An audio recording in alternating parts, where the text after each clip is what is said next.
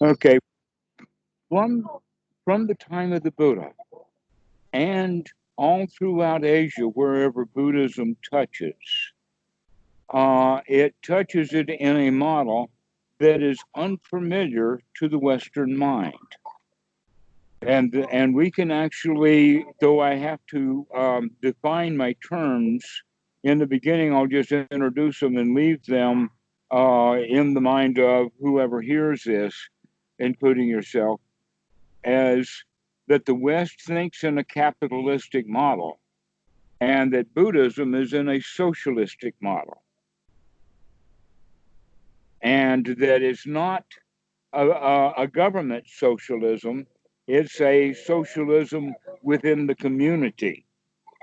That, for instance, a temple abbot does not have the kind of power that one would have as the mayor of a town or the police chief or whatever like that. And in fact, even the policing inside of the Wat is a communal effort.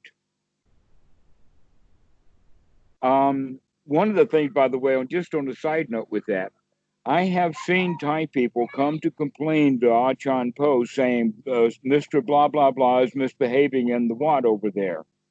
And Achan Po will not hardly answer. Or if he does, he says, yeah, I've heard that before, or something like that, leaving the person to go to talk to someone else about it, that eventually he may find someone who will hook into his trip to go do something about it. That happens. But the way that Achan Po operates as the abbot is by letting that stuff circle around him and never get to the hub, doesn't get to him. Okay? This is the way that then the socialism works, is when even the people who are in charge are part of the socialism and nobody gets any benefit, really. They are, except among the community. Many times I have, as a monk, eaten out of the bowl of a senior monk. Normally, because in modern times they'll put things in plastic, little plastic bags and things like that, so it's not a huge mess in there. Uh, but when I say eat out of the bowl, it means I'll take a few bags of this and that out of a senior monk's bowl. That has been the tradition for all along. There are many monks that have uh, reasons to not go on Bendabat. And some monks don't ever go on Bendabat. And yet their food is arranged for them through this mutual, beneficial, friendly, generosity motivated way of dealing with our society together. And that's how it operates in the Watts. It took me a while. In fact, it took me years to begin to figure out exactly how things did operate, because it looks like that. How can this place stay together when it looks like it's destined to fall apart? Yes, there is organization under there. And part of that example would be that when Achan Po designated the transition, he's 87 now, and he slowed down a bit. So he's designated 3 other monks as a group, a triumvirate, to take over his duties, with some of his duties have already been delegated. In fact, possibly one of the most important one is, who's the guy who holds the keys to all the cooties when there's no one in the cootie? What's the cootie? The house, the hut, or the dorm room, right. or whatever. Yeah, he's the key keeper for all of the properties. If the key, and he probably has got a spare key, even though one key is given to the resident, he's going to keep the key. Okay, that means that he's got an enormous amount of power, and that sometimes I have seen it to where the community or several other monks will get together to go visit him to say, we would like for you to change one of the assignments that you made. So again, it's all a matter of community. It's not that the guy who didn't like the cootie that he was given gets to go complain to the guy. Oh no, he's got to go gather up his friends and get some support. Ties are like that. Another example of that, though, over at the way over at the under end of the scale, there is a place that grew up in Bangkok called Patpong that is where all the military guys showed up on holiday. Okay, it's the red light beer drinking district of Bangkok, and it still has almost no police. No police. The police come by once a month to collect the check that the property manager has to give just to keep the police away, and the police are gone. But if there is problem, if you have 2 or 3 sailors or military or even old Western men now in there making a mess, that every bouncer in every bar on that entire strip will be there as fast as they can run. Yeah. So that if this bar has an issue or a problem, you're going to have to deal with 30 or 40 very tough Thai dudes. They work together. And yet, in the Western bar, if you want extra help, you've got to go hire those guys. You know, they don't work together. You got 2 bars in together in the United States. The bouncers are not helping each other. No. Nah. So that's a point then that is kind of missed on most Westerners, that we don't cooperate. That in fact, Westerners, by their very nature, the way that our society runs, we don't follow that nesting instinct. We follow instead the territorial instinct, which gives us competition. And so for example, the American ideal of the independent man is actually a framework for how to be in your worst dukkha for your whole life, being alone. On your own. That's for me, that's really interesting. That's very interesting. All right. So now let's apply it to the thing that I find of interest. And that is that without defining years, let's just say that the first generation of Western Dhamma teachers came and established the Dhamma in the West in the Western business model, which has to do with money, fees. They talk about room and board or whatnot like that, but they're all in a business. And because of that, the students that this particular retreat center or this particular teacher has, he wants to grow his flock because that grows his income. That's not true in Thailand. That big watts wind up being a big headache. And the small watts are very good. An example of that is Wat Chulapatan that I've been to many times.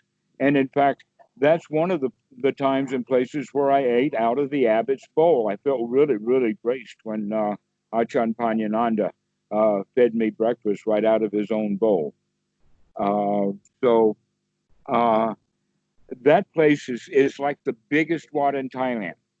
There are literally hundreds of monks when the place is empty.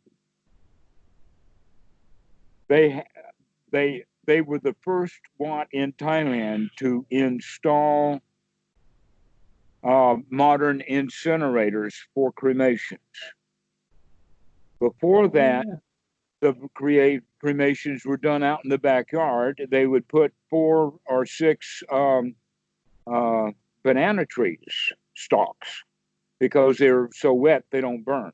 And so that would be the siding of it. Then they would pile little twigs, logs, limbs, anything that burns, old clothes, it doesn't matter what. But then after the fire gets started, then everybody's going to bring things like a whole bunch of incense and put the whole crowd of incense in there. Just in the same with, don't even unwrap it. Same thing with candles. Just take the whole wrap, the whole case of candles and throw it in there. Okay, hours and stuff like that. But with this crematorium, the tale that I heard was that they did 5,000 cremations the first year, and they only had 2 units, which meant an average of about 5 per unit a day. And so, and the first question, well, where did they get all the monks to do that? Ta-da! Here they are. And so, part of the duties of being a monk there is that you got to go do a funeral once a week or twice a week or something like that. And so, that's the kind of place where things get really big. But it also is done through this cooperation or this Dhamma view. Another example is the old walking cane that has had been put to great use by at least 10 different monks over the years. And they give it away, you know. Oh, I see you limping, you know, never mind that I'm still limping. Here, take this cane. And so that's how it becomes sharing. It really was a mind-boggling thing first to be able to see it in action and see it working, and then to get immersed into it to where I became part of it. And this is part of what I think is missing with the Westerners, that they don't have that quality of the Buddhism delivered along with all of the Dhamma talks. And here's how that happens. If a teacher is charging money, then it's a business deal that keeps it in a one up, one down position. The client is paying this guy. And so therefore, because we're paying this guy, we expect bangs for the buck, or you get what you pay for, and all of that kind of stuff, which is naturally going to lead to disappointment, especially if this kind of teacher has no real interest in you making that kind of improvement. What he's more interested in is, can he rope you into going into his newly formed teacher's training program for a price? Okay, so this is how things has gotten started in the business model. What that old teacher then is not teaching is his students to be generous. The other model is that if I give you the Dhamma completely free, and it's such an enormous value to you so that you can see the benefit out of it, and I know you're getting benefit out of it because you keep calling. I am. All right. So in that regard, because it's freely given, then that you can see the generosity in practice. You even mentioned that yourself. In the sense I felt through, it started with, I don't see how you can ... Yeah. Okay. The answer is, it's a lot of fun.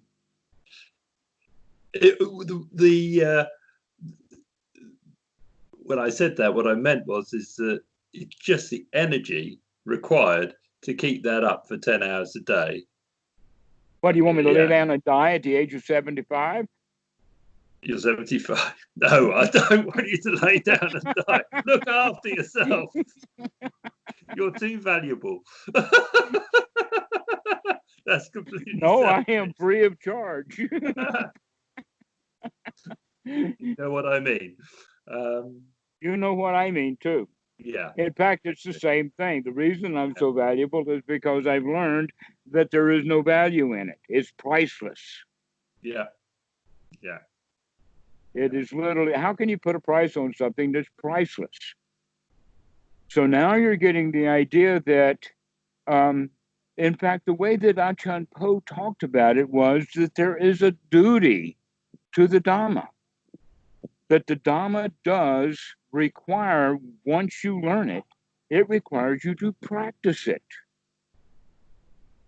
And that's all I'm doing right now is just, spilling out Dhamma.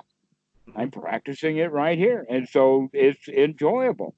But it is also of value to you, and that will then engender that you can see within me that duty to the Dhamma is gratitude.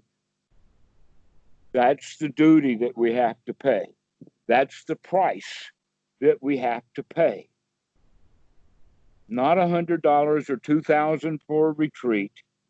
but we have to pay it with gratitude, and that gratitude becomes, how to say it, kind of consuming. That you find out that, hey, there really is nothing left to do but to have fun, play with the Dhamma, and teach other people how to play with the Dhamma. That's really all there is to it. It burns you up. Pardon? It burns you up, as in sets you on fire. Yes, but it's not a consuming fire. No, well, maybe in some ways it is.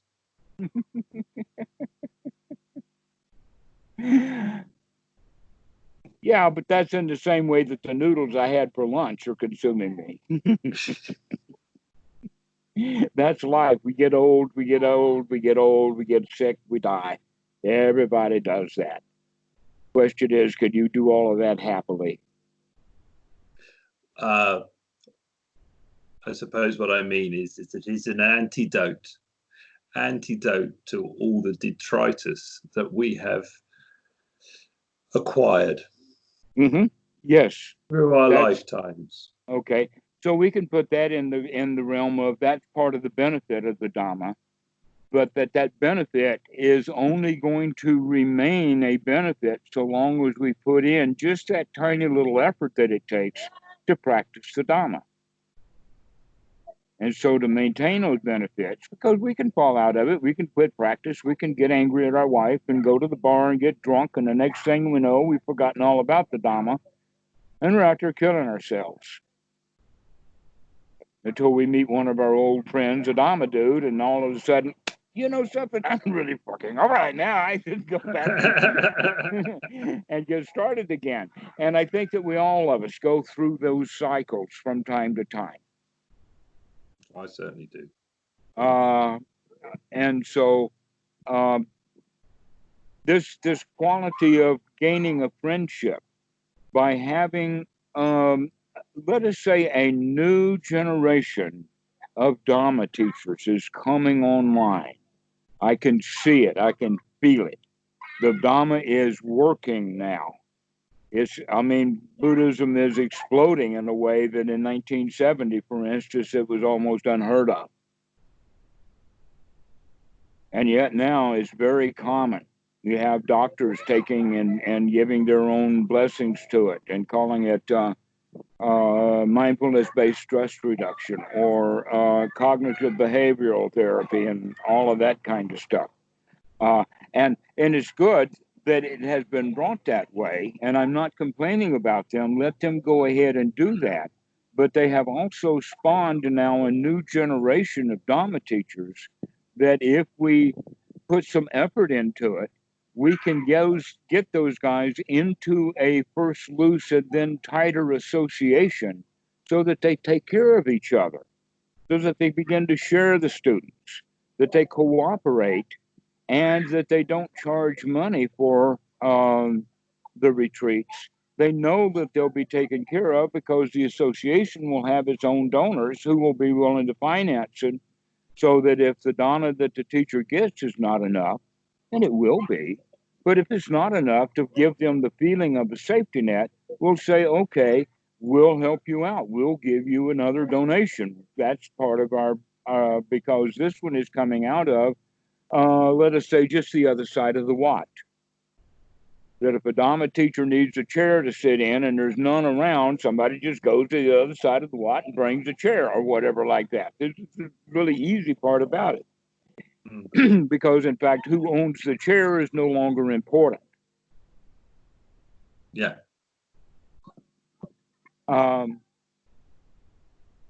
If we could find a way of getting an organization like that started, it would be of enormous value.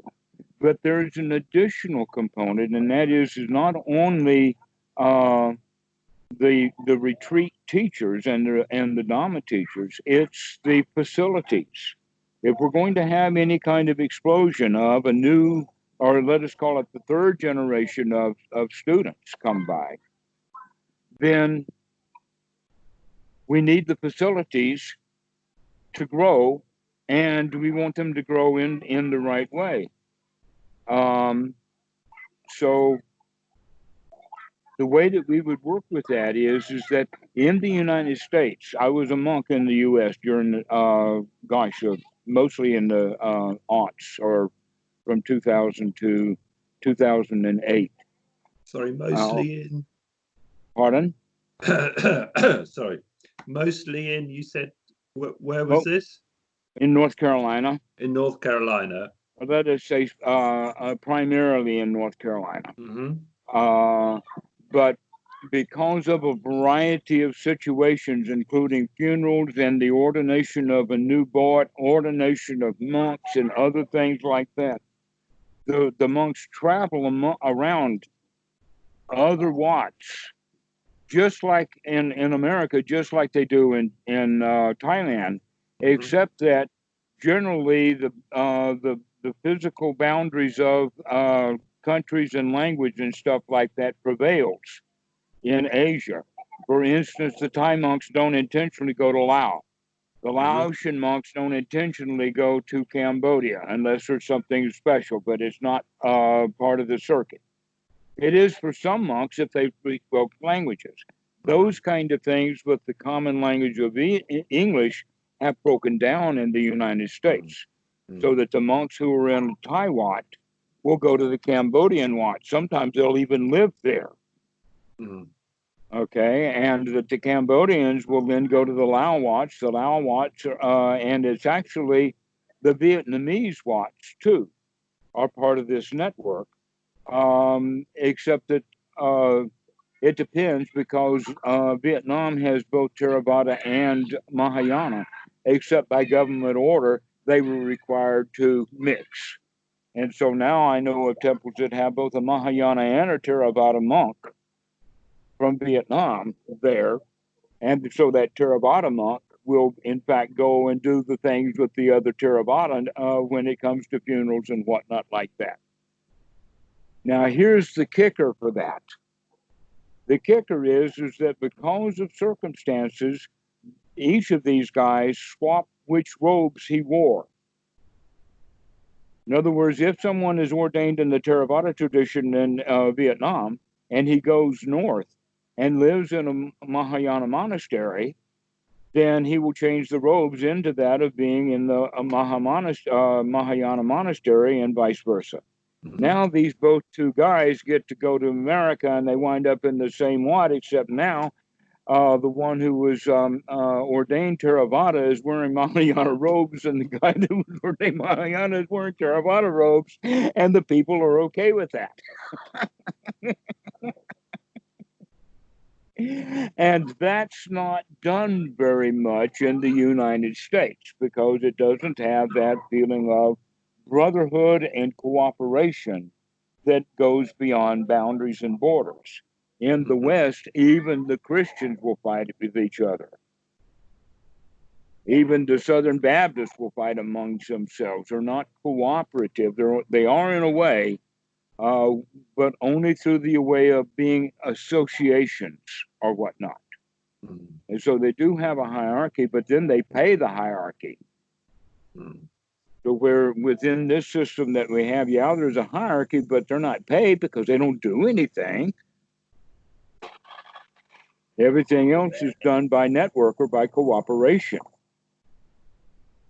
If we can get the Western monks like that, then interested in learning this Thai and Lao and Cambodia and Vietnamese, and by the way, all of these people are in the U.S. because of the Vietnamese War. The Lao refugees, the Cambodian refugees, the Vietnamese refugees, leaving the Thai. How did the Thai get so frequent in the United States? The answer is because every unmarried sailor, soldier, Marine, Army officer, everybody got married to a Thai girl, and they took them back to the military bases where they used to be. So that's where you find the Thai Wats. Shaw Air Force Base in Sumter, South Carolina, and Fayetteville, North Carolina, at Fort Bragg are some of the hotbeds of Buddhism on the East Coast. Isn't that amazing? I think that's really funny. So, um, if we can now introduce a way for these Western teachers to become friends with and familiar with the what. One of the things that I would suggest to do, if nothing else, is for the Western Dhamma teacher who wants to get involved with the Asian way of living and doing and seeing things, just to go sit down in the main hall that's got all the Buddha statues and whatnot. Just sit down and stay there. The longer you stay, the more part of the furniture you are, the more of a part of the furniture you become. But now Robert's got a whole new idea on that guard, and that is that he knows publishers that publish a lot of stuff in Asia. One place in Taiwan I've dealt with, and we got a quarter container load of books in English, Thai, and mostly, mostly English, but also Cambodian and Thai language books published in Taiwan. But there's also a publishing house that's associated with Bhikkhu Buddhadasa. And so all of his stuff, we are actually thinking about getting some books published, getting them into the United States, getting them into the hands of the Dhamma teachers for them to go take it. And I'm not talking about one or two books each. I'm talking about a bookshelf book. Yeah. And go and donate that group of books, Dhamma books, to their favorite temple or their close by temple, with the idea that these books are to be given free to the community. And then the Dhamma teacher will just put his name in, a telephone number or email address in each one of these books before he puts it on the shelf. And this is how we network. And guess what? We can do this for almost no money at all. About the only thing that I see is real money involved is shipping costs to get these books distributed first from Thailand to the States, and then or England, and then from England and the States to the various Dhamma teachers who were getting set up for them to then become familiar with the Asian community. This is something a lot of people don't know, but there's you're in England, right? Okay. Yeah. There's a number of Wats. There are Sri Lankan Wats, there are Lao Wats, there are several Thai Wats, including the ones that are associated with the Westerners. There's one in Chithurst, and the other one is in Hemel Hempstead. And these places are much, much better for places for students to hang out than whatever retreat center that's charging them $1,000 or more for a retreat. Because when the retreat's out you go. At the Wat, there's no end date. You won't perish. No, they serve food. The monks are there to eat, and anybody who's there at the Wat can get a free meal. So what I meant was there's no sell-by date. Oh, okay, right, because there's no sale. Yeah. So, making an entire change of mind through the new Dhamma teachers, and I think that we're going to have hundreds of them coming up, especially if devoted Dhamma students who are thinking in the back of the mind, I really would like to teach, but I got to work. Yeah. Okay. The answer is, okay, while you're working, you go establish yourself at some Laotian or Cambodian or Vietnamese temple, get in good with them, and then you'll start teaching once a week. Have a class, do a meditation class. That's how Gil Paul still got started in California. That's all he was doing. Who's that, sorry? Who? Who was that, sorry? Gil Fosdale. Oh, okay. I don't think I've heard of him. He started out in Zen and wound up in Thailand. Okay. And when he went back, he was only loosely associated with Spirit Rock, because what he was doing was he wanted to do it for Donna only. And so every, I think once a week and then twice a week. And then he's got some followers who were willing for them to actually care enough about what he was doing to go shopping for a facility that they could actually have to be used. And that's how he got started. And that can happen in any city in the United States. You don't have to be a really huge city. I mean, this was actually in one of the small communities between San Jose and San Francisco, possibly Palo Alto. Mm-hmm. So he didn't have a huge following, but he did have some people who really cared because he was doing it by donation. People do when the Dhamma is given well, given freely, people do feel in gratitude for it, and they want to help others. Some of them, some people have access to money and can help that way. Others are having access to time, and they have various skills. So we're looking for someone who has the skill at doing a website. We're looking for skill for someone who's willing to do a lot of web searches. So as to gather up information and things, because what we're wanting to put together is a Bhikkhu Buddhadasa site that's got everything in English that we can get a hold of and put on that site, as well as a lot of photos. Especially, I've got a huge number of photos from various Wats in the United States. But we would invite all the teachers to go to any Wat and take his camera, and then come back and post photos of the various Wats that he's been to. Sometimes they're hard to find. Sometimes the monks don't speak good English. But one of the things that's very important for the Westerners to understand is that the Asians who were in the United States were not as naive about Buddhism as the Western people. They didn't come and just automatically lose all of their mind about Asia. These are Asians coming here. They have been Buddhists their whole life. They know what is a good monk and what is not a good monk. Keeping that distinction is not easy to hide. That what the monks know about each other, the lay people can figure it out also.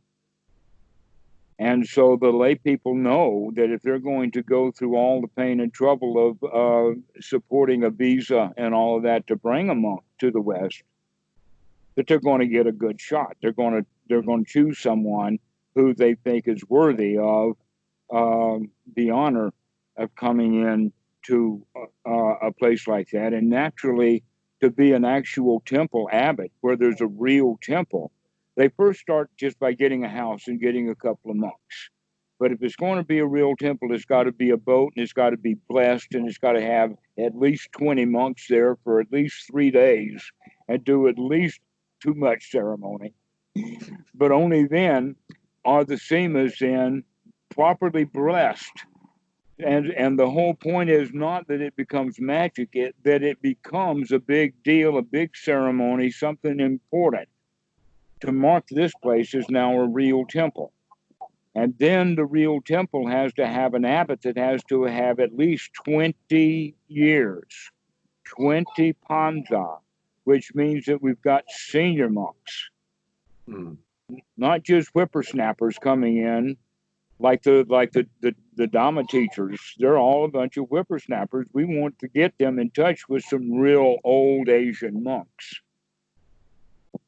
and get them educated and give them and with that education and friendship budding becomes then the facility itself, because these old monks would love to have good Dhamma classes in their Wats, but they don't speak English well enough to draw a crowd. And only Westerners know how to draw Westerners in.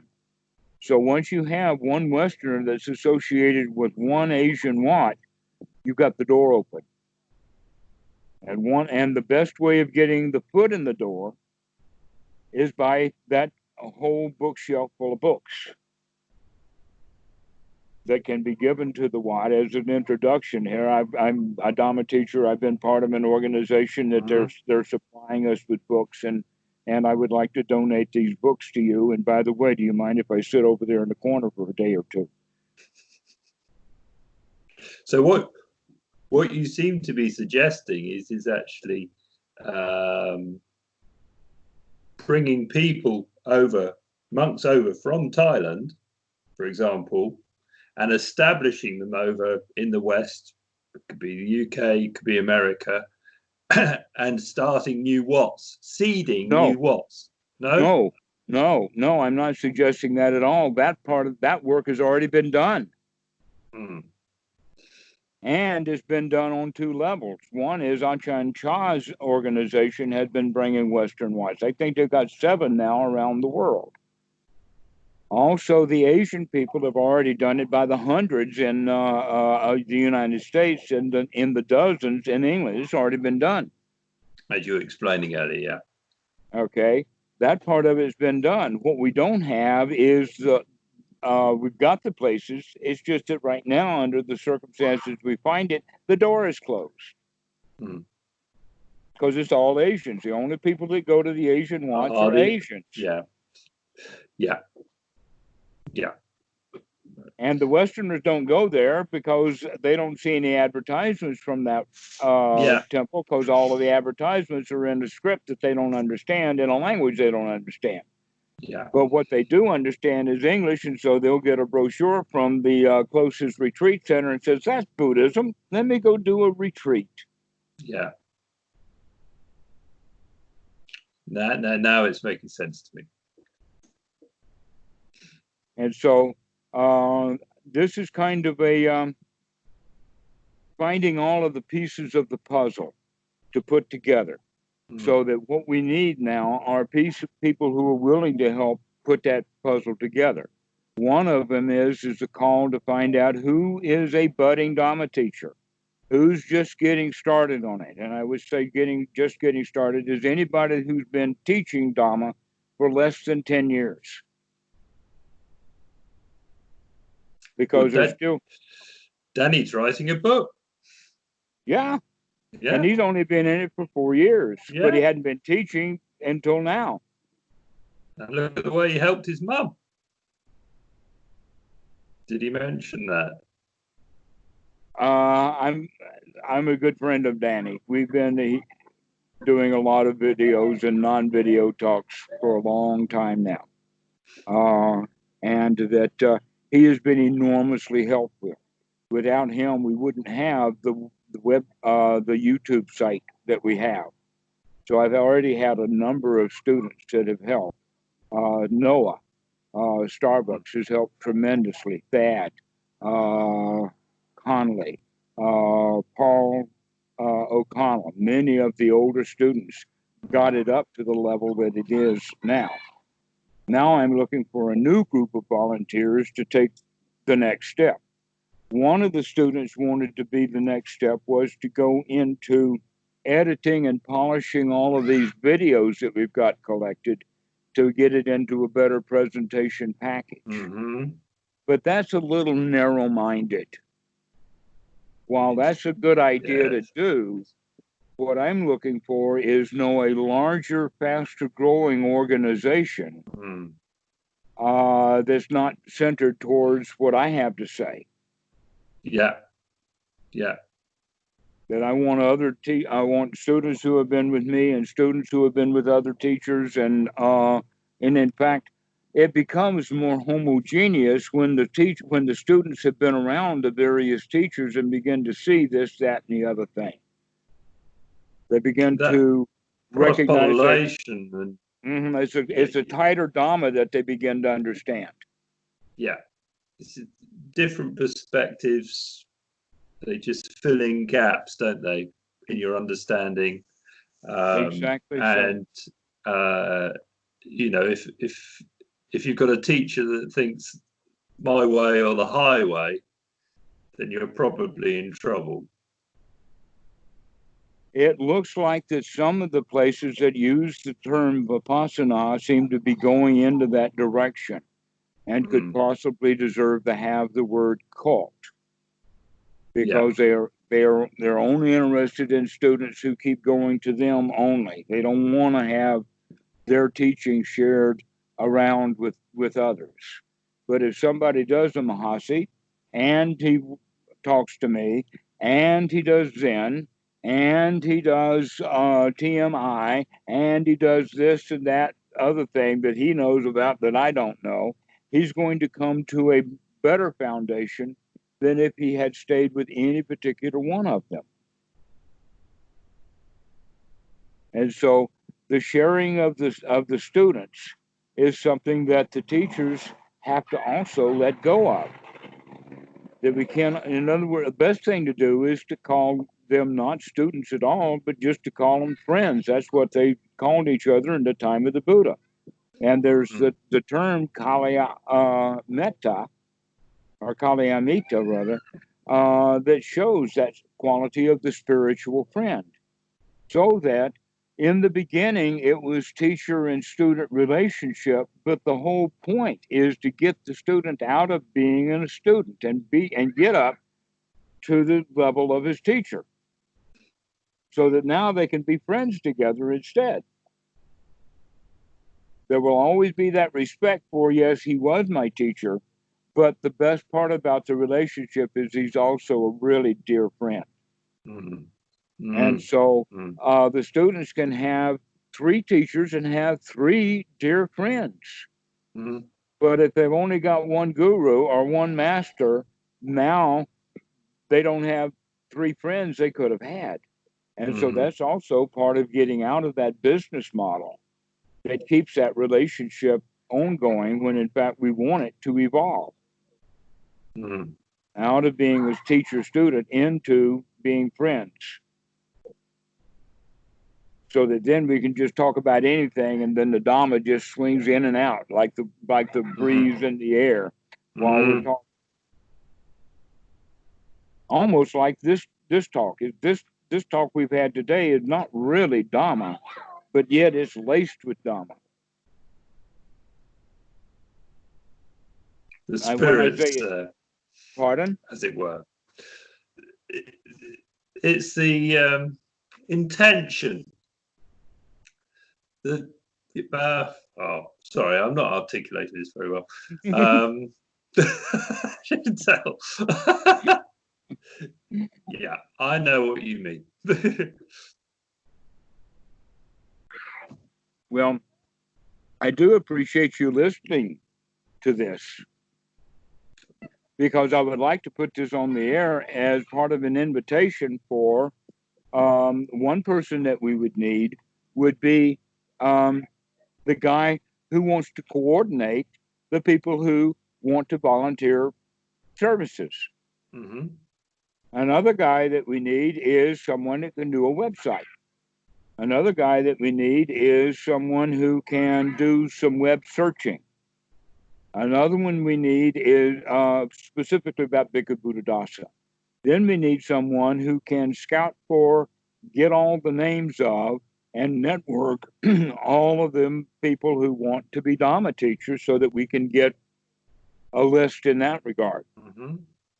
Another side of it is to start making connections back through Noah to Tucker to join together with the Open Dhamma Foundation that I had mentioned, I think, earlier. That all they do mostly it was with somebody else, so I'll tell you about it now. Yeah. Open Dhamma Foundation is actually doing the business of giving scholarships to students who want to do retreats. Some of the funds can be done for transportation. For instance, Dan was part of a carpool. They all flew into one airport, all rented a car, and drove down to the retreat center, and this Open Dhamma Foundation paid for the rental car for all of the students in it. Wow. Was this Dan or Danny? This is Dan, who is a friend of mine who's in Atlanta. Oh, okay. All right. So that part of their business, helping students in transportation, I wouldn't want to touch at all, but rather look at it from the perspective of instead of giving Dhamma for students to go do a paid retreat, that what we would want to do would be to allow that student to go to that retreat for free, and that we as a group of teachers would then make a donation to that retreat center, so that we start taking it in the direction of Dhamma, and not in the direction of charging a fee.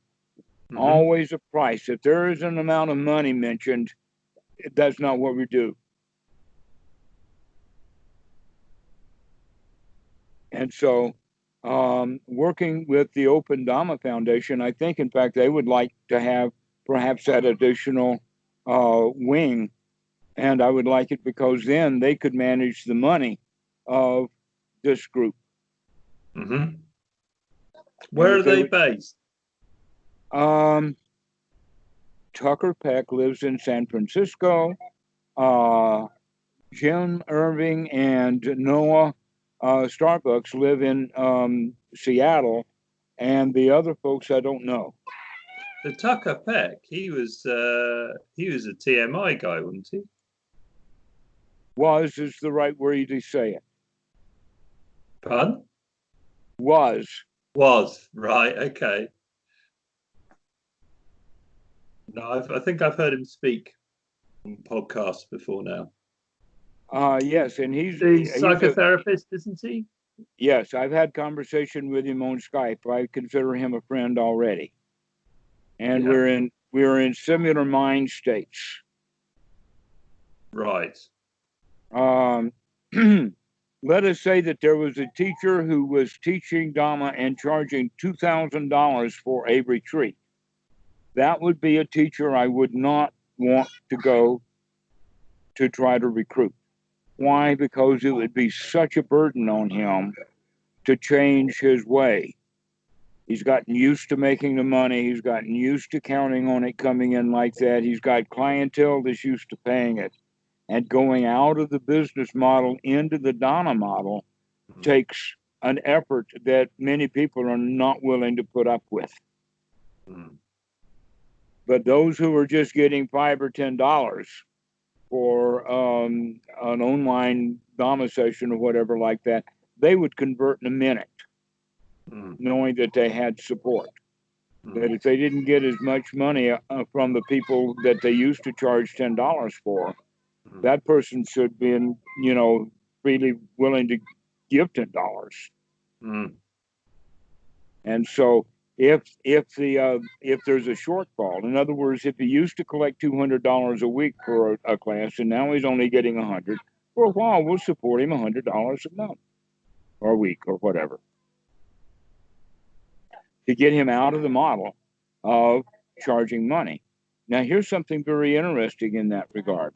I know of at least one Dhamma teacher who has expressed in print guilt over having to raise Dhamma money to build a retreat center so that he could run the retreat center by Dhamma. That raising the money for the retreat center was a burden. He didn't like it. He'd much rather have had the center ready to walk into so that he could do Dhamma. But he had to build one.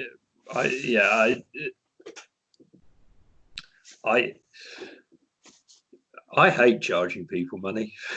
I loathe it. I wish I could work for people for nothing. I think that we all feel that way. Down inside that socialization of human beings and willing to help and wanting to assist and help others is in fact a trait deep within that I have actually labeled the duty to the Dhamma. Really what we're saying is that the Dhamma wakes up that inherent generosity that is built into us, but it's asleep. And it's been actually not just asleep, but it's been knocked out and on drugs called money. It's that greed of the capitalistic model that has now infiltrated Buddhism, but it hasn't strangled it yet. I do totally agree with you. I mean, it's the capitalist model it relies on this. If the economy isn't growing, it's dying, and if economy is going to grow, it requires greed because it necessitates continuous growth by definition, which means we need more and more and more and more when we've already got enough, more than enough. And so we have to brainwash the people into believing that they need more. If they haven't got more, they won't be happy. Mm-hmm. And so everyone's thinking, well, if I've got more, I will be happy. But of course, if I'm not, at least I'm better than he. And if I'm not happy, at least I'm better off than he is. Well, that's what they call keeping up with the Joneses. Which is, again, the competitive edge, rather than teaching the students to be happy and generous and friends with one another, rather than competing with one another. That's really, really deep Dhamma. That goes right to the heart of the matter, and we can refer to it in the sense of the higher fetters, that we are competitive and that we need to give up that selfishness of competition and cooperate as friends. Well, now, how are people going to learn that? How are they going to be taken out of that capitalistic model that they're in into the socialism model when the very place that could help them make that change is still in the capitalistic model? Sorry, could you say that again? The very place that they could go to come out of the capitalism into the social mentality, they go to the places, the Dhamma centers, that are still caught in the capitalistic model. Yeah. We have to get them out into the social model. I'm with you. In order to teach them. And as you were mentioning earlier, they're bringing sort of mindfulness classes into businesses and et cetera, which is essentially just a way of getting more out of their staff, stopping them blowing up. So it's helpful, but it's not curative. Well, they're just. It's a refined drug, isn't it? Well, that's what drugs are, aren't they? That they're a bit helpful, but they're not curative. Yeah. It's not a whole food. Actually, much of the medical industry in the United States is set up on that model. They do not want to develop drugs that actually cure a particular disease. They only want to invent drugs and market drugs that makes that disease bearable and able to stretch it out over the years. Blood pressure is a classic example. You take a blood pressure pill, your blood pressure goes down. Stop taking the pill, it comes back again. You haven't cured anything. Mm-hmm. It's nearly all like that. Well, there's only one way to not have any blood pressure. It's permanent, but here, get that stuff out of me. I don't want to. All problems dissolve.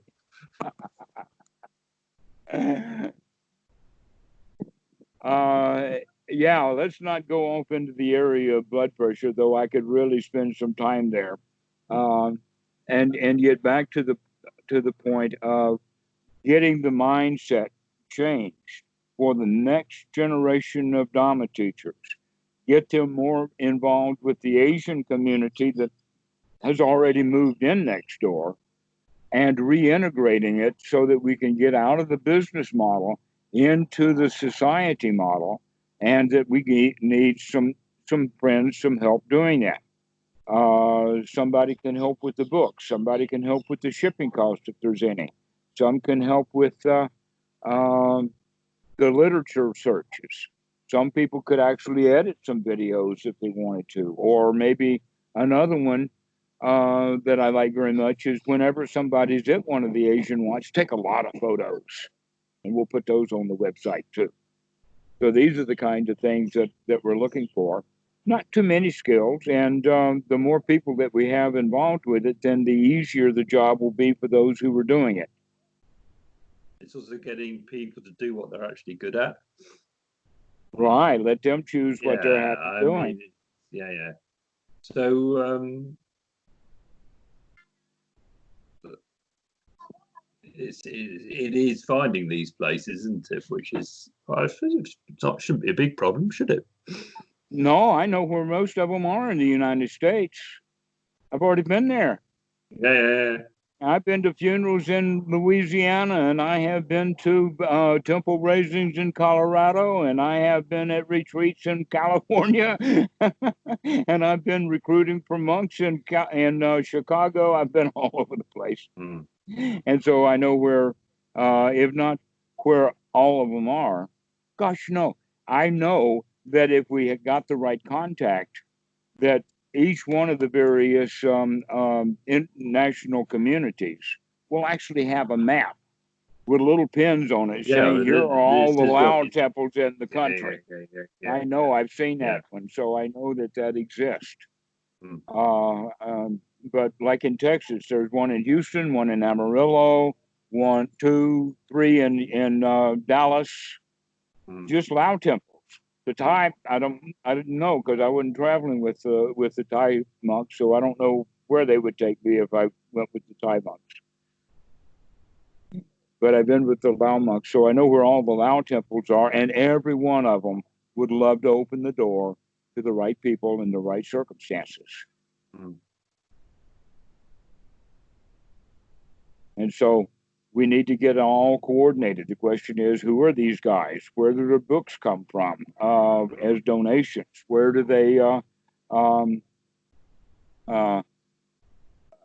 how do we get together? What kind of website are we going to have? Are we going to have a conference once a week? There's many, many different kinds of questions that can be asked, but that I'm not going to be the guy who's going to do much of any of this stuff other than just start screaming, basically at the level that I am now. Hey, come on, guys, I've got an idea. Let's go play with this idea. We might get some real value out of it. And you're not concerned what tradition they're from. It's just having this value of dana being at the core of the process. Am I right? Right now, I don't even care who teaches what. That what they teach will not be the issue of this group, because that's up to the individual students overall anyway. And so the teachers that are teaching stuff that the students don't like so much, he'll hear about it somehow or another.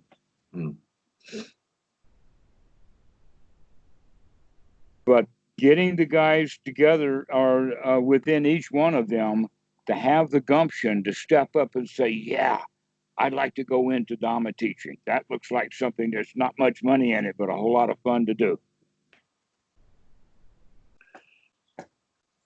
And it's making those initial contacts with centres locally to enable you to do that.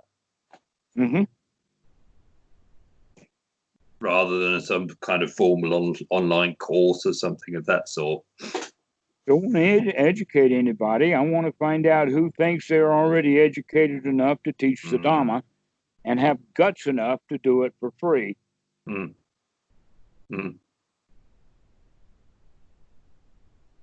I think we can find them by the thousands.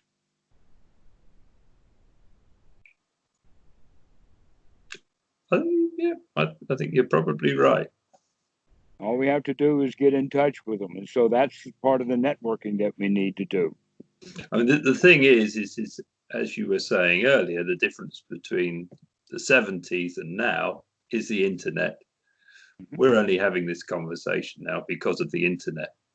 Exactly. And so we've got all this cross-pollination occurring.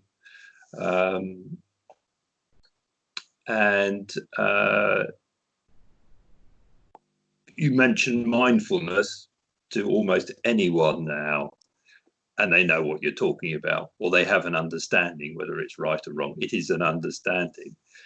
And therefore, they've heard the word before, and therefore a seed has been sown. So what you're saying is we're at a really rather unique time in history. Yes. And we've got the potential to spawn something that can really help inoculate people against this insidious capitalism, as it were. I'm sort of standing like a commie now, aren't I? But it's not what I mean. It's I'm not. Yeah, I'm not. But you're probably right in the thought that you didn't have. We can become a target of people who like to take pot shots because of the language that they don't understand what the word social means when you make it an ism. Yeah. Maybe we should call it friendism.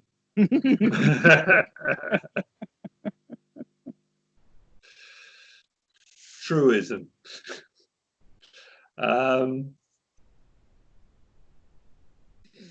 Yeah.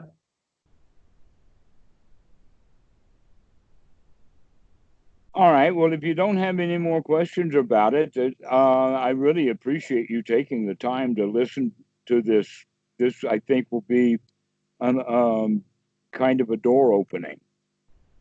This talk that we're giving. And you're frozen again. So I have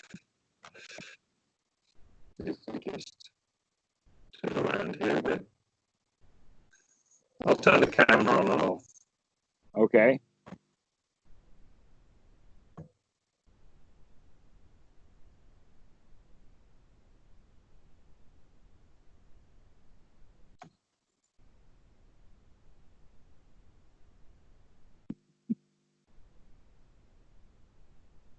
Coming back. All right. Again, there we go. Jolly good. I'm alive. Yeah. Where were we? We were about to say goodbye when you froze up. I really appreciate it.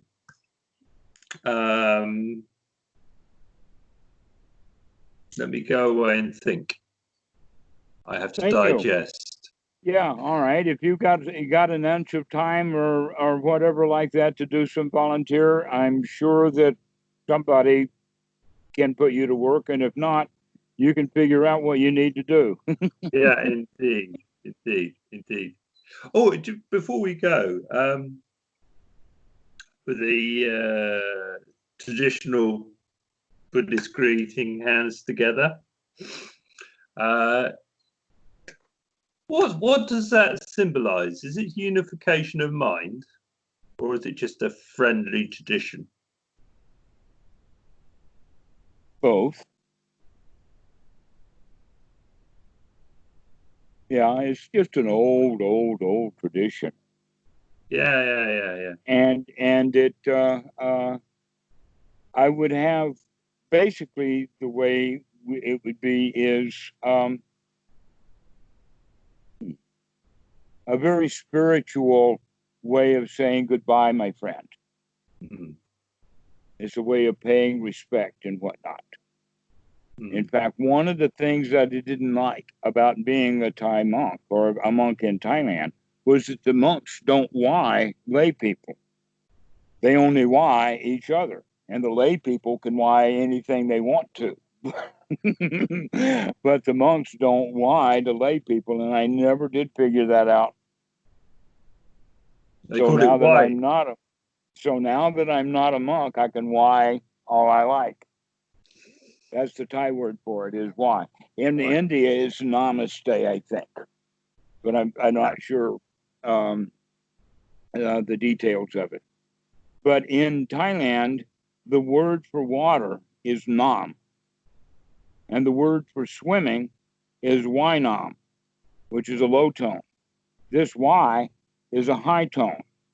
Mm-hmm. You can hear it in the okay. So when I say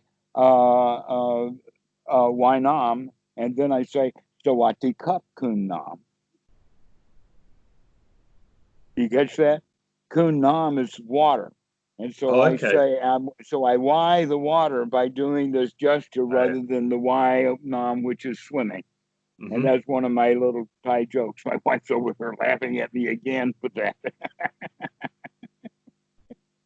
So that's how I use it, is Sawati, that it's a goodbye gesture. It's loaded down with good feelings. Well, I send you good feelings. Good. And wait, look forward to next time. All right. I'll see you in a... See ya. Thanks a lot.